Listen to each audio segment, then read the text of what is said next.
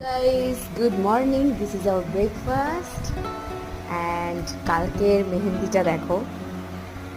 চলো, কালকে যে মেহেন্দিটা পরা হয়েছিল সেটার কালার এরকম এসেছে। বাইরে গিয়ে দেখাচ্ছি। খুব বেশিক্ষণ রাখিনি, তুলে দিয়েছিলাম পরে। আর কোনো রকমের লেবু বা চিনির জল টল কিচ্ছু দেওয়া হয়নি, জাস্ট নর্মালি এরকমভাবেই তুলে দিয়েছিলাম। তারপরে এই যে কালারটা এসছে সকালবেলায়। আরও মানে সময় যত বাড়বে তত আরও ডার্ক হবে।